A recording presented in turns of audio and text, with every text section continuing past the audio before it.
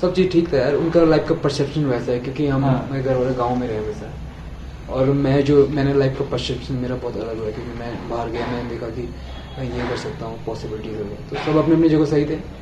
धीरे धीरे घर वालों ने भी फिर सपोर्ट करा। घर वाले सपोर्ट नहीं करते हैं कभी भी, पर उनको यही चाहिए कि सरकारी नौकरी, ये चाहिए, वो तो सब कुछ चाहे कुछ भी हो जाए ना, ये स्पोर्ट्स गवर्नमेंट तुम्हें सपोर्ट करेगा या कोई और गवर्नमेंट सपोर्ट, फंड और ना ही ऐसा है कि हमारी सोसाइटी में सपोर्ट करेगी, to be honest, right. Hello everyone, welcome to another episode of the Bayaan podcast. और आज जो हमारे साथ गेस्ट हैं, he is one of the biggest fighter of MMA in India, and from being a gym trainer to India's biggest MMA prospect, none other than Angad Bisht. कैसे हो भाई?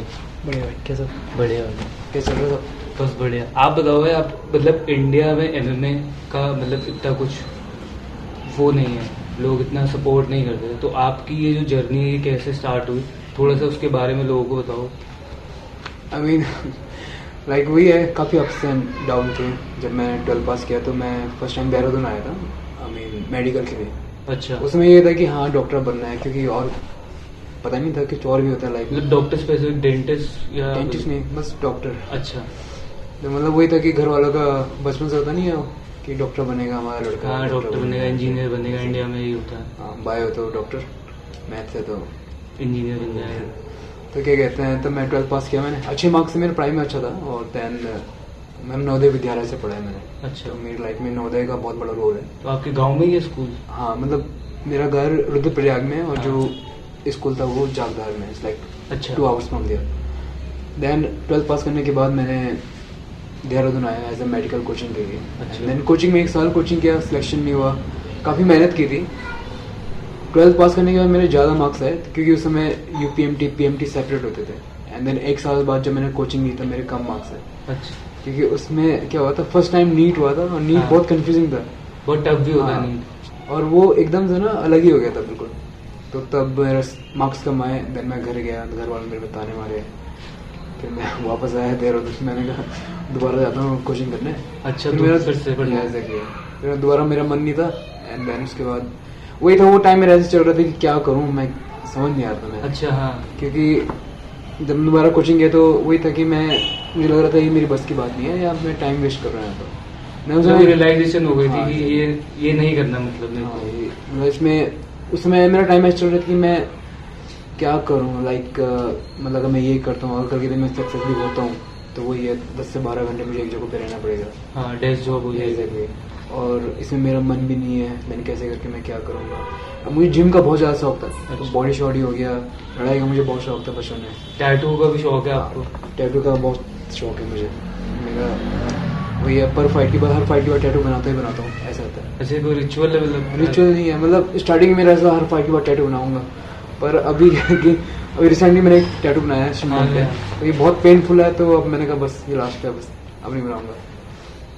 Then वही था कि मैं जब देहरादून आया तो मेडिकल, देन मेडिकल नहीं हुआ, तब वो लाइफ ऐसे चल रही थी राजू की तरह कि क्या करूँ समझ नहीं आ रहा था। तो घर पे तो मैंने झूठ बोल रखा था कि मैं मेडिकल कोचिंग जाता हूँ। अच्छा, घर वालों को नहीं बताई थी? हाँ, मतलब जो सेकंड टाइम पे जब मैं आया था यहाँ पर, तो मैंने कहा था कि मुझे जिम का बहुत ज़्यादा शौक था, मैं जिम बहुत करता था, 2-2 टाइम 2-2 घंटे सुबह शाम, 2-2.5 घंटे जिम जिम जिम ऐसा था। तो वही होता था, तो मैं ऐसा था कि सुबह बैक मारनी है, शाम को बाइसेप्स मारना है, सुबह शोल्डर मारना है, शाम को लेग मारना है, चेस्ट के साथ ट्राइसेप्स मारना है, ऐसा। तो मतलब 6 महीने मैंने बहुत ज़्यादा जिम किया। जिम कर करके मैंने बॉडी अपनी ऐसे बनाई थी सॉलिड, क्योंकि अगर मैं बात कर रहा हूँ 2015 की, उस समय like I was like this, 17 inch का बाइसेप्स हो गया बिल्कुल 2015 के टाइम? 2015 के टाइम। तो मतलब 6 महीने तक मैंने घर में झूठ बोल रहा था कि मैं पढ़ाई कर रहा हूँ, कोचिंग जाता हूँ, एन ऐसे वैसे। एंड देन वही घर से रुपये मिलते थे 1000-1500, उससे अपनी डाइट उट का कर दिया पूरा जो भी है।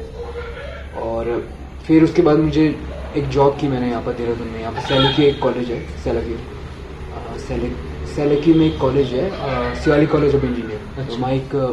तो मैं एज जिम ट्रेनर बन गया मैं वहाँ पर। देन 1 साल में वहाँ रहा, उस बीच मैंने ग्रेजुएशन डाला था डीएवी से। तो ग्रेजुएशन फिर वही 2 साल मैंने ग्रेजुएशन किया। फिर मैंने कहा यार मैं 19 साल का था, मैंने कहा मैंने कहा कि अब मैं क्या करूँ। आई वाज लाइक कि मैं भी छोटा हूँ, अभी मेरे पास है टाइम बहुत, तो मैं रिस्क लेता हूँ, मैं बाहर चलता हूँ, क्योंकि 1 साल तक मैं अपने आपको ट्रेनिंग दे रहा था, मतलब जिम में बॉडी शॉडी बना रहा था। जब आप बाहर गए तो अपने घर वालों को बताया था मैं बाहर जा रहा हूँ नहीं देहरादून से? नहीं, जब मैं फर्स्ट टाइम दिल्ली गया तो मैंने किसी को नहीं बताया कि मैं दिल्ली जा रहा हूँ। अच्छा। और लेकिन मैं दिल्ली जाने के लिए तैयार हो रहा था, मैं अपने आप बॉडी शॉडी की, ताकि अगर मैं किसी जिम में जॉब करने जाता हूँ मुझे ईजिली जॉब मिल जाए, ऐसा था। एंड कहीं ना कहीं मेरा ऐसा भी था कि यार कि बॉडी बिल्डिंग में ऐसा होता है कि ना हर एक लेवल के बाद हो गया, आपने बॉडी बनाई शॉडी बनाई, अब क्या कंपटीशन लड़ लिया, हो गया हो गया, अब क्या। हाँ। और लेकिन मुझे हमेशा से मुझे ट्रेनिंग करना बहुत ज़्यादा पसंद था। देन कैलिस्थेनिक्स हो गया, बॉडी बिल्डिंग हो गया, ये सारी चीज़ें करके छोड़ दिया।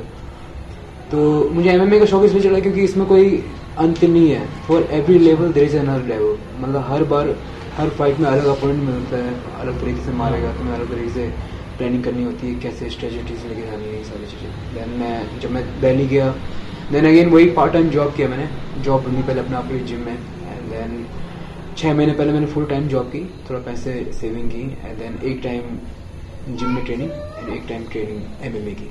अच्छा, सुबह जिम और शाम को एमएमए की ट्रेनिंग। 2.5 महीने बाद मैंने फर्स्ट एमेचर फाइट की, देन एमेचर फाइट ऐसे।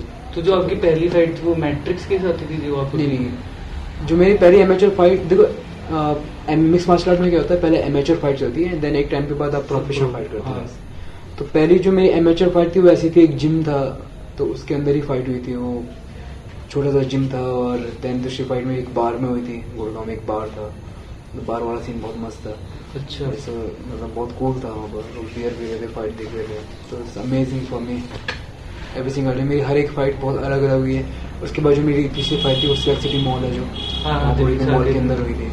तो एमेचर फाइट्स ऐसी होती गई। अच्छा, आपको पहले 10-15 एमेचर फाइट लड़नी होगी, उसके बाद आप वो प्रो फाइट्स? हाँ, मैंने 4 साल तक मैं एमेचर फाइट लड़ता रहा। एंड जो मैंने ज़्यादा फाइट नहीं किया एमेचर, मैंने 8 या 9 फाइट की होगी, तो मेरा रिकॉर्ड 8-0 था एमेचर। हाँ।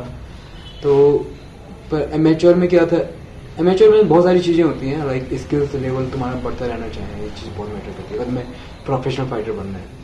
तो जब आपने शुरू करा था तो आप किसी एमएमए फाइटर को फॉलो करते थे, आपका फेवरेट फाइटर जिसको देख के इंस्पिरेशन जो होता है? आई मीन नहीं, ऐसा नहीं था कभी भी। मेरा ऐसा था कि बस मुझे ट्रेनिंग करना अच्छा लगता है। हाँ। एंड मेरा ये था कि मैं इसे करता हूँ बस, क्योंकि मेरा ऐसा था कि बस करता हूँ, अगर देखते हैं कैसा है ये। ऐसा मैंने 1-2 यूएफसी फाइट देखी, हाईलाइट देखी थी, ऐसा फाइट भी देखी थी, तो वो मोटिवेशन खुद से ही था कि हाँ यार कुछ मतलब ऐसा करते हैं जिसमें मतलब इसका कुछ। तो वैसे आप यूएफसी की फाइट देखते हो जो होती है हाँ, बाहर? अब देखता हूँ। तो अभी आपका फेवरेट फाइटर ऐसे कोई है करेंटली? नहीं, अभी ऐसा कोई फेवरेट नहीं है। इट्स जस्ट लाइक देखो यार, वही है मोटिवेशन। आई मीन ऐसा कुछ ही नहीं है। नाउ इट्स लाइफ स्टाइल कि every single day I have to push myself और डिसिप्लिन मेंटेन करके रखना।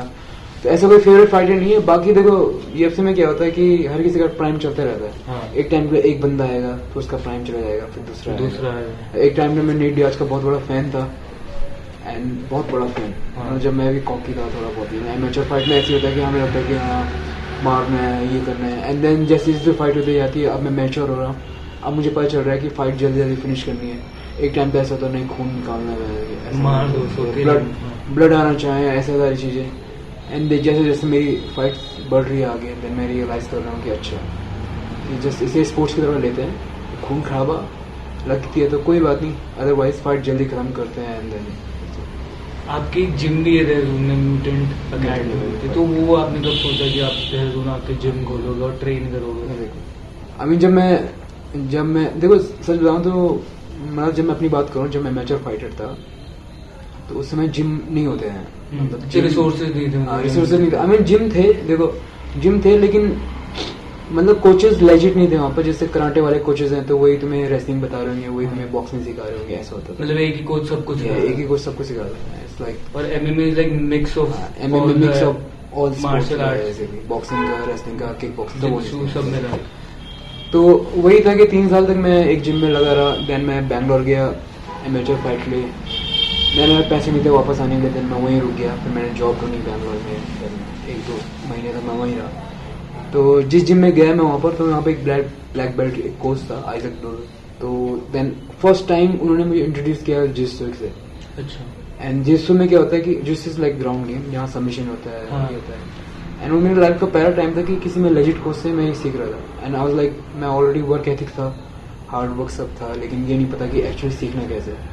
एंड जो प्रॉब्लम मेरे साथ थी वो सबके साथ ही थी।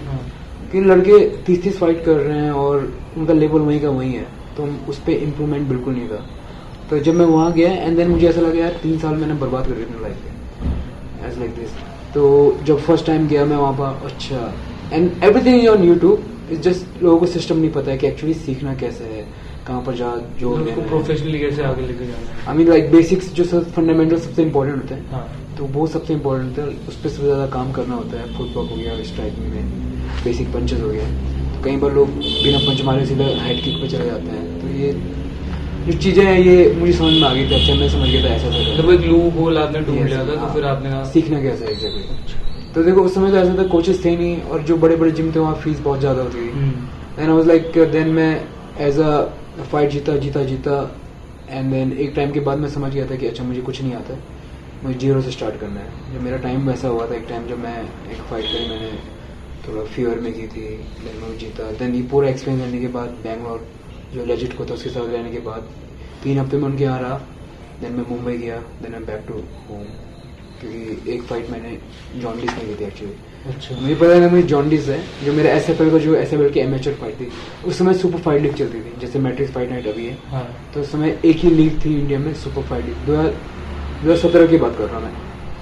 तो 4 साल मुझे एमेचर में हो गए थे एंड देन मतलब मैं फाइट खेलने गया, और उसमें ऐसा था कि मुझे वीकनेस हो रही थी, मुझे पता नहीं था मुझे जॉन्डिस है। आई वाज लाइक, जिस मैंने फाइट फिनिश की, उन्होंने कहा कि अगर तुम जीतते हो तो तुम्हें प्रोफेशनल फाइट मिलेगी। मैं गया, जीता, मैंने बैक पॉलर में से देहरादून, मेरा दोस्त, यही दोस्त मेरा आया था अंकित, मुझे लेने, क्या कहते हैं, आइस बेटी से।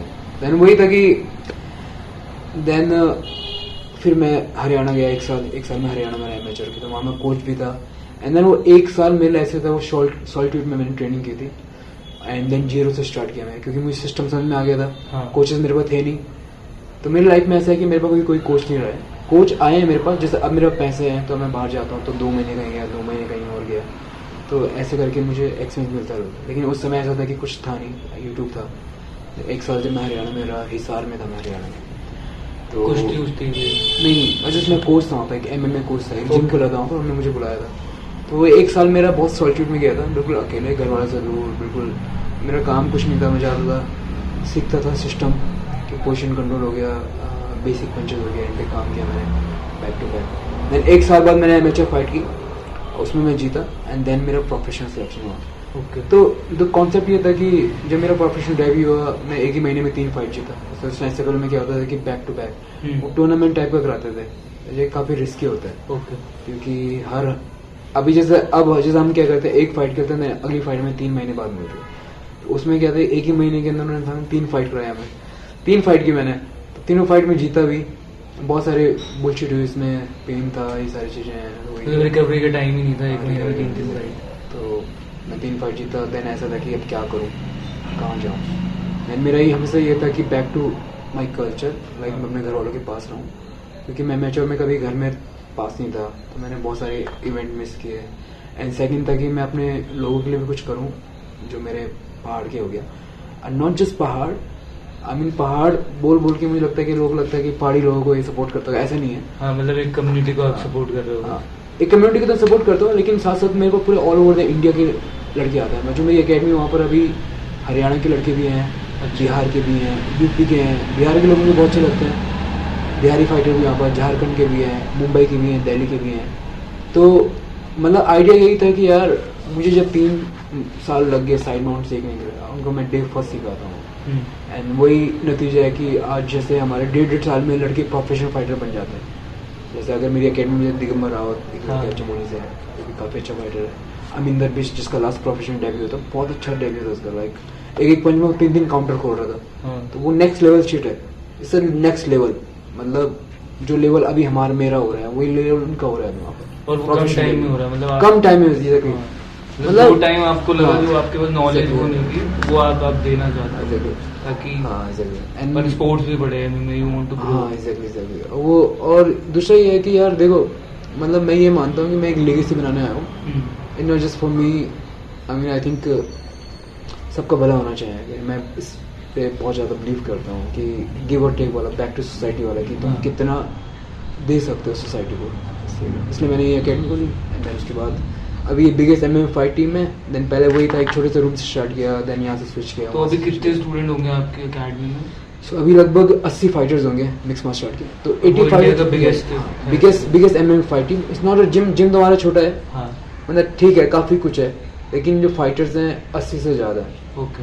और 9-10 में प्रोफेशनल होंगे। एंड देन हमने अभी क्या किया कि रिसेंटली लगभग आई थिंक 1 साल होने वाला है कि हमने फीमेल फाइट टीम बनाई अभी। ओके।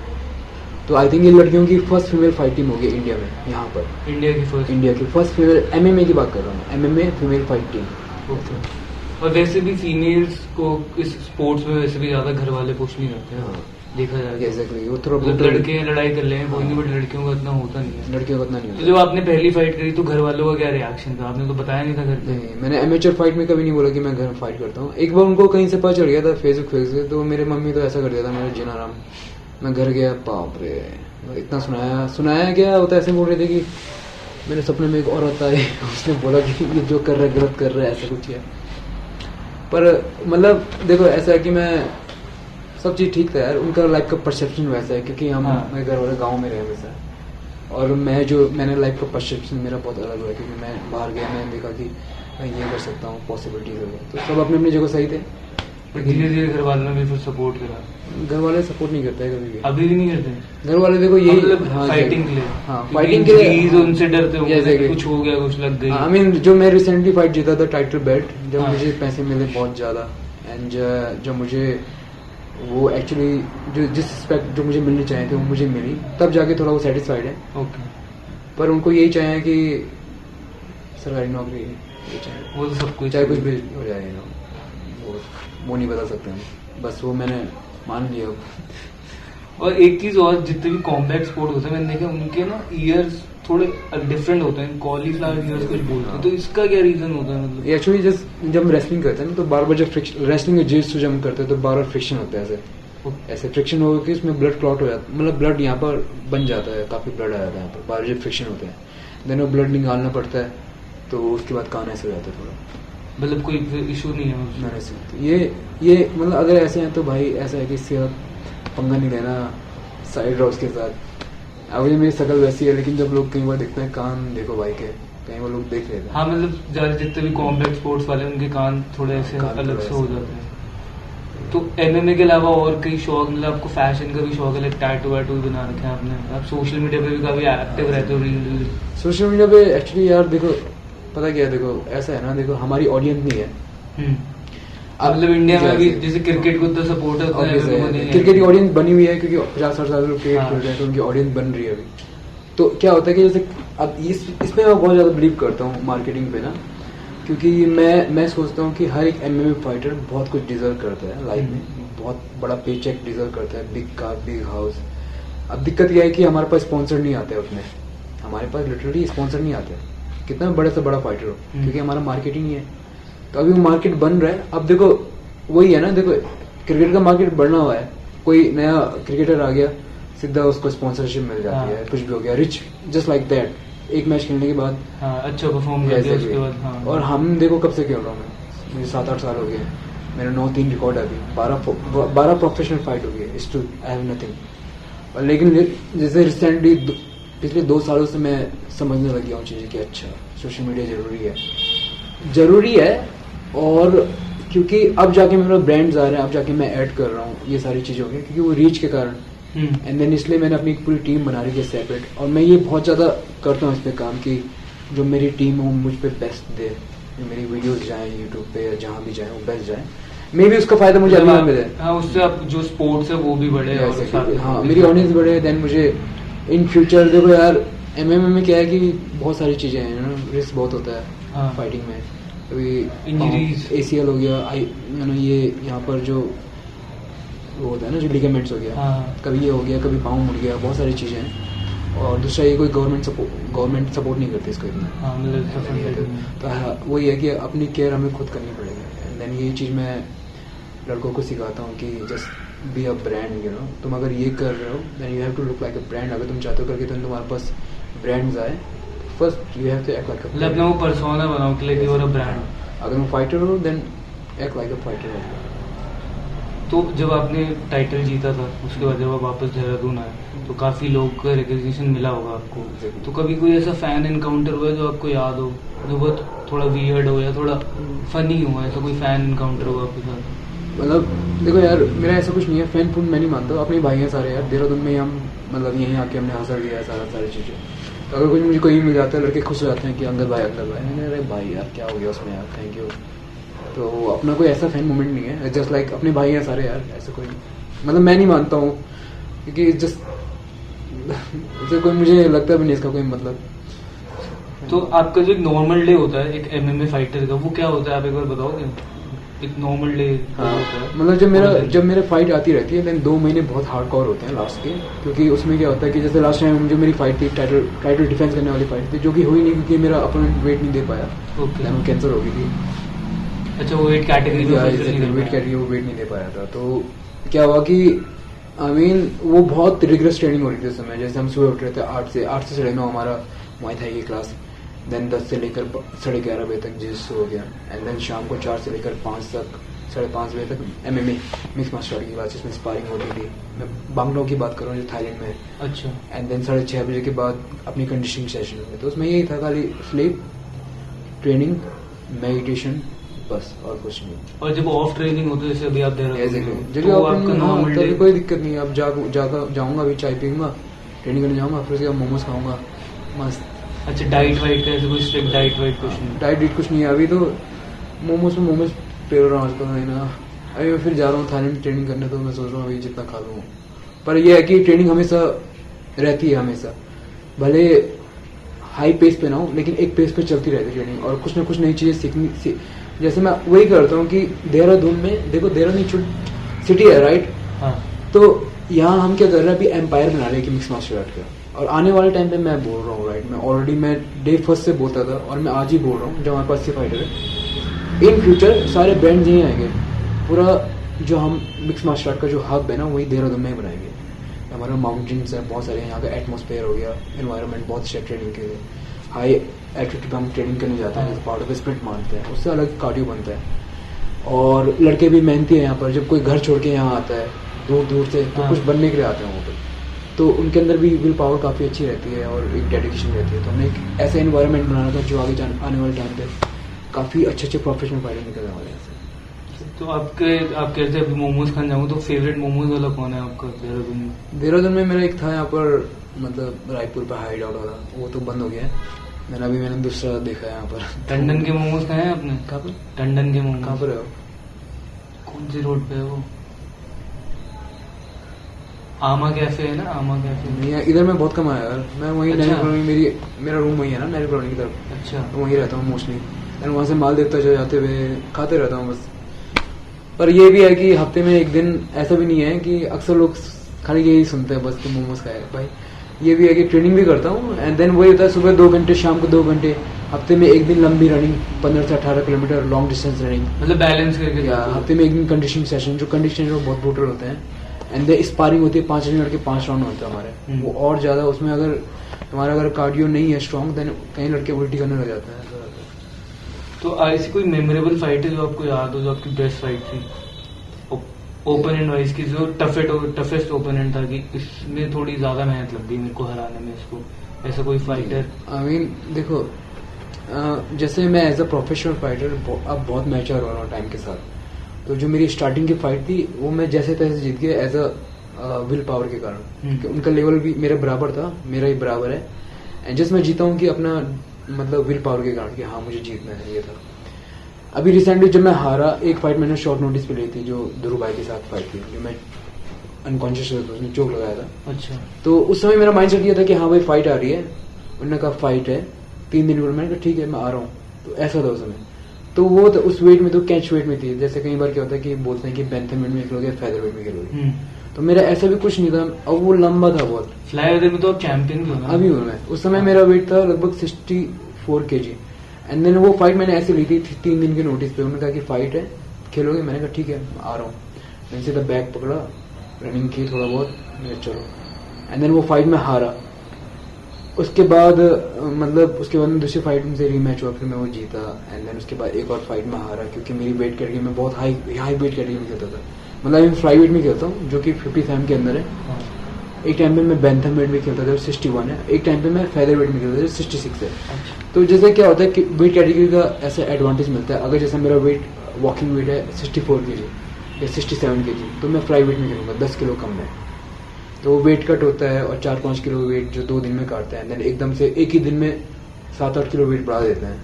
तो ऐसे में क्या होता है कि 57 किलो में खेल तो रहा हूँ, लेकिन मेरा वेट है 65 किलो। अच्छा। तो उस समय ऐसा था कि मेरा वेट ही 65 किलो, तो मैं फेदर वेट में खेल रहा हूँ।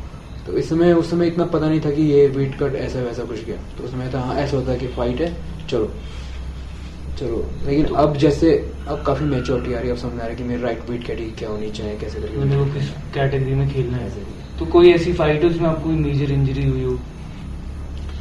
आई मीन इंजरी मतलब छोटी मोटी तो होती रहती है। इंजरी जैसे मैं एक बार नॉकआउट हुआ था सुमित खड़े से, तो बहुत ज्यादा ब्रूटल था।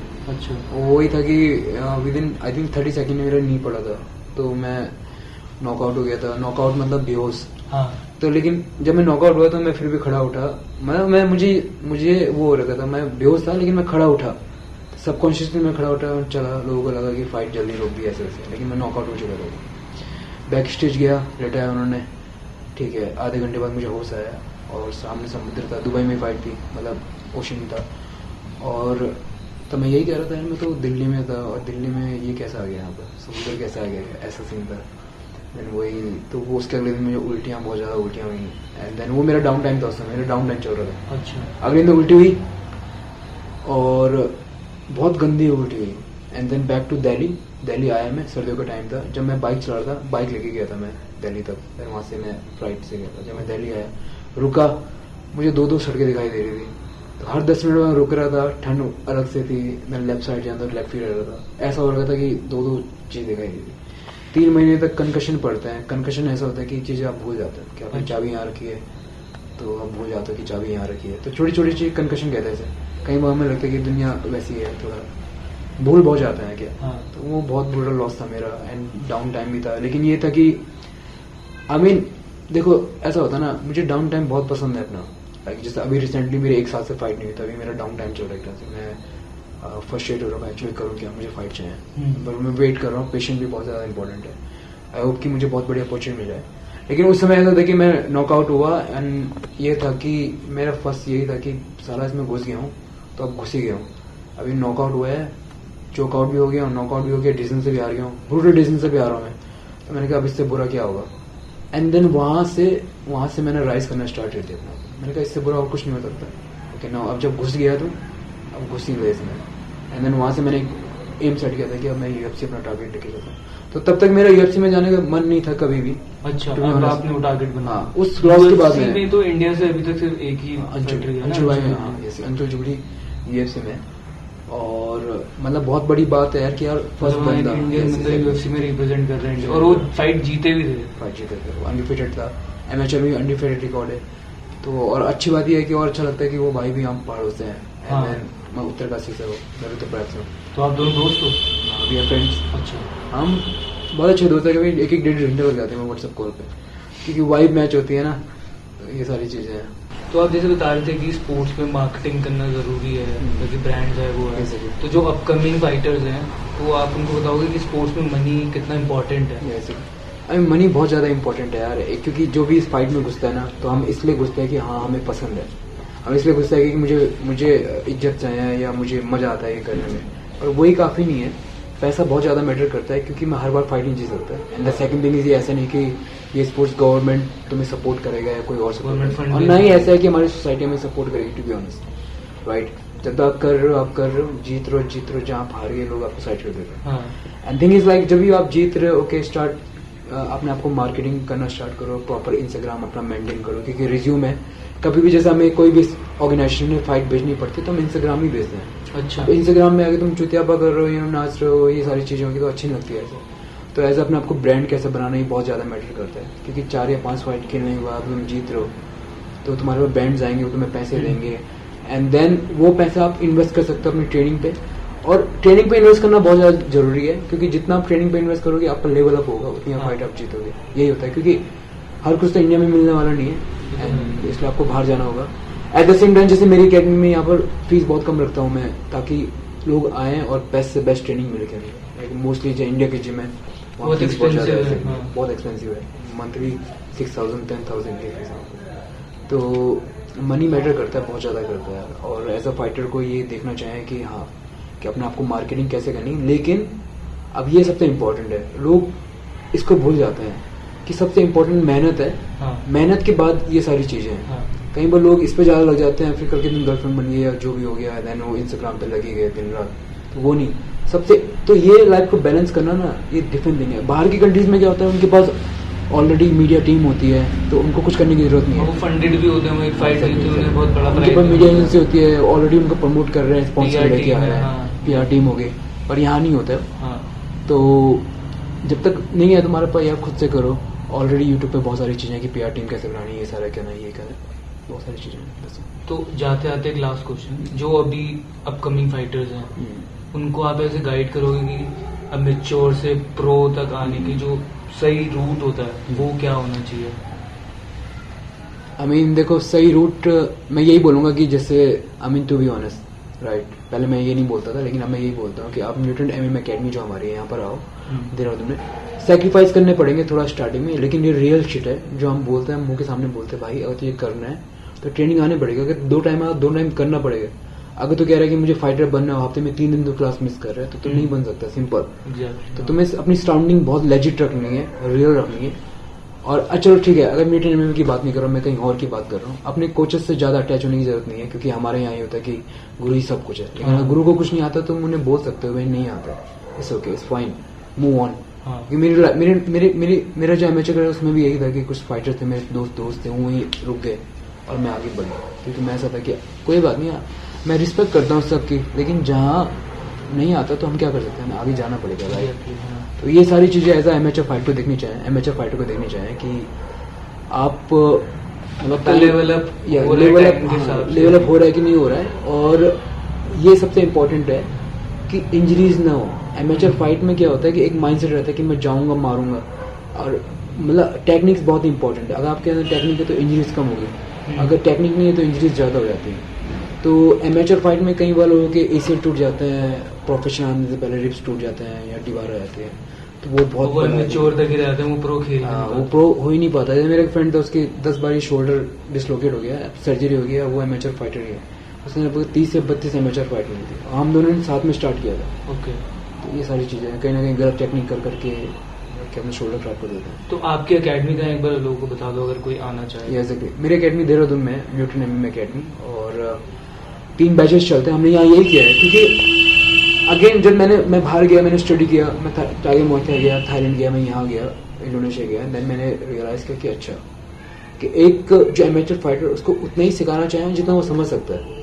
अगर मैं हर दिन उसे नई नई टेक्निक सिखा रहा हूँ वो नहीं समझ सकता। तो इसलिए मैंने जैसे अपनी जो फाइट टीम है इसमें लेवल रखे हैं, लेवल 3, लेवल 2, लेवल 1। जो नए बच्चे वो लेवल 3 में आएंगे, जब तक उनके फंडामेंटल स्ट्रॉन्ग नहीं होते वो आगे नहीं बढ़ सकते, और जब तक उन्होंने एक फाइट नहीं खेली वो आगे नहीं बढ़ सकते। एक फाइट होगी तुम्हारी 5 या 6 महीने बाद। अच्छा। और ये भी बहुत बड़ा दिक्कत है एमेचर फाइट के साथ। क्या होता है कि उनके कोचेस अपना बिजनेस बढ़ाने के लिए बोलते हैं हाँ फाइट है, और लड़का हाइप हो जाता है कि हाँ मेरी फाइट है, मोहल्ले में जाके बोलेगा अगले दिन कि भाई मैं फाइटर बन गया, ये सारी चीज़ें।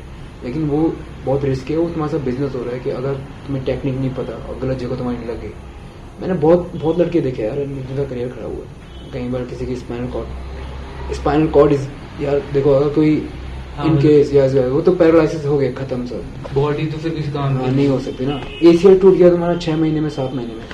मिक्स मार्शल आर्ट में ऐसी पोजीशन होती है जहाँ ये इसका बहुत दिक्कत हो जाती है बैक की। ओके। तो हमारा ये होता है कि पहले लेवल 3 5-6 महीने तक ग्राइंड करेंगे, 2 टाइम आएंगे। कंडीशनिंग बहुत इंपॉर्टेंट होती है, strength and conditioning, proper basic fundamental training. जब आपका सब सही हो गया अपने एक फाइट के लिए, ओके आप टेक्निकल इंप्रूव हो रहे हो, नॉट जस्ट इंप्रूव हो रहे हो, प्रॉपर आप फंडामेंटल के साथ इंप्रूव हो रहे हैं, देन आप मूव करोगे लेवल 2 में। लेवल 2 में रहोगे आप 1-2 साल। अब डिपेंड करता है तुम्हारे अंदर, तुम जल्दी भी कर सकते हो, दूर भी कर सकते हो, नई नई टेक्निक सिखाते हैं। एंड देन लेवल 1 सबसे ऊपर है, जो प्रोफेशनल फाइटर हो गए, जो लेजिट फाइटर है, जो पेशेंस है आपको। लेवल 1 वाले फाइटर की नॉट जस्ट टेक्निक, वो हम्बल भी रहते हैं टाइम के साथ, ईगो नहीं रहता उनके साथ, सीखने का उनका रहता है, डिसिप्लिन और ये सारी चीजें, और प्लस टेक्निक में सुपीरियर होना ही होता है। ठीक है, thank you so much for coming भाई, thank you for sharing the knowledge. Thank you so much.